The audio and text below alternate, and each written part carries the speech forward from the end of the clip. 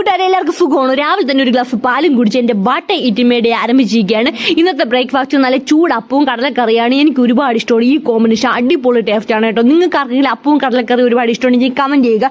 പിന്നെ അത് കഴിഞ്ഞിട്ട് ആസ് യൂഷ്വൽ ഡെയിലി കഴിക്കുന്ന ഒരു സാധനമാണ്. മുട്ടേന്റെ ഗിടി കാണുന്ന എല്ലാവർക്കും അറിയാം. പാലും മുട്ടയും ഒഴിച്ചു കൂടാൻ പറ്റാത്തൊരു സാധനമാണ്. അതിൽ അമ്മയുടെ ഒരു സീക്രട്ട് മസാലപ്പൊടി ഉണ്ട്. അത് കൂട്ടിയും പൊളി ടേസ്റ്റ് ആണ് കേട്ടോ. ഈ മസാലപ്പൊടിയും കഴിക്കണം. മുന്നേ ഉച്ചയ്ക്ക് ഇന്ന് വെജിറ്റബിൾ ആയിരുന്നു, മീൻ ഇറച്ചി ഒന്നുമില്ല. പക്ഷെ കുഴപ്പമില്ല, ഇടയ്ക്കിടയ്ക്ക് ഇങ്ങനെയും കഴിക്കണം. ഉള്ളത് കൊണ്ട് പോകണം പോലെ അതും കൂട്ടി കഴിച്ചിട്ട് പരിപ്പേറി സാമ്പാർ തീയൽ എന്തൊക്കെയോ ഉണ്ടായിരുന്നു. ഒരുപാട് പച്ചക്കറികളായി പോയി എന്നൊരു ഡൗട്ട്. പിന്നെ എല്ലാവരും ചോദിക്കാറുണ്ട്, നീ ഇത്രയും ഫുഡ് കഴിച്ചിട്ട് എന്തുകൊണ്ട് തടിക്കില്ല?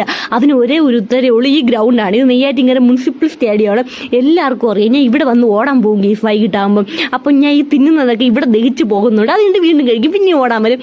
അതാണ് സംഭവം. ഇവിടെ പാർക്കുണ്ട്, എല്ലാം. നിങ്ങൾക്ക് എല്ലാവർക്കും വേണമെങ്കിൽ വരാം. ഫ്രീ ആണ് ഗീസ്, ഗവൺമെന്റിന്റെ പ്ലേസ് ആണ്. അപ്പോൾ ആർക്കും വേണമെങ്കിൽ നടക്കരുത്. ഈ ഗ്രൗണ്ടിൽ ഞാൻ 5 റൗണ്ടെങ്കിലും ഒരു ദിവസം ഓടും ഗീസ്. അതുകൊണ്ടാണ് ഞാൻ തടിക്കാത്തത്, ഇത്രയും കഴിച്ചിട്ട് പോയും.